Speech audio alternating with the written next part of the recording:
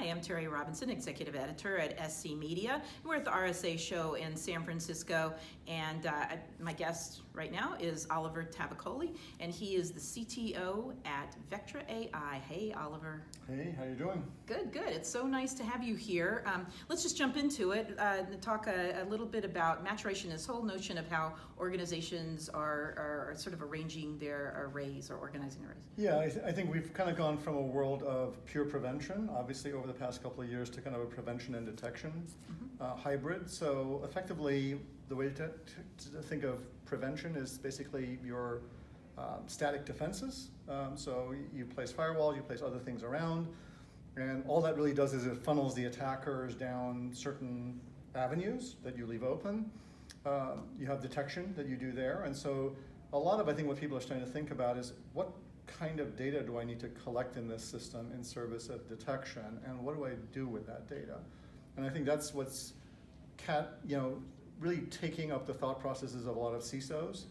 What do I collect? Where do I put it? What truth do I get out of it? And how long do I keep it around for? Well, don't we have data scientists to do all that? Yeah, I mean, we have data engineers, we have data scientists. I think in most industries, data scientists are applied to kind of very easily understandable problems. If you think about, working as a data scientist at Netflix, you are basically working to make the recommendation engine better. We all can put ourselves in the shoes of an end user of that system. But if you take a data scientist who's been trained in, I don't know, molecular biology, and you give them cybersecurity data, and they're like looking at it and going, what does this even mean? Oftentimes what tends to then happen is they will get truth out of it, just not the truth you're looking for.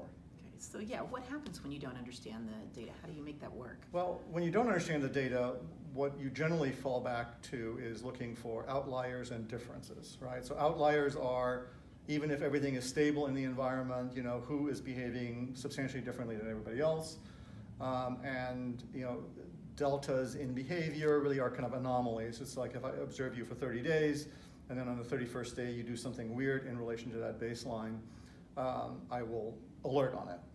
The problem with that is that whenever you have carbon-based life forms attached to silicon-based systems, the carbon-based life forms tend to be somewhat variable.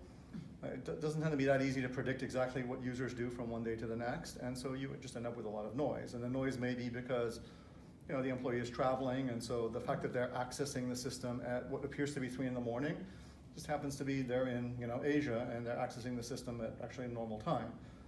But it's not like the security team knows the travel itinerary of every employee in the company, right? So you get different is noisy. That's basically the problem. Okay, so what should an organization do? So it's important when you apply, when you're looking at data that is not easily tractable, easily understandable, that every data scientist have a guide. Like, think of it as a Sherpa, right? You need somebody who can basically point at the data and explain the data to you and tell you what matters and what doesn't matter, and what kinds of things you want to look for. Don't just look for different, but look for things that are actually useful for attackers to accomplish their goals. Great. Well, thank you so much again for joining us here today. I'm Teri Robinson, and I'm the Executive Editor at SC Media. I'd like you to stay tuned and see what we have coming up next. And Oliver, thank you so much. Thank you, Teri.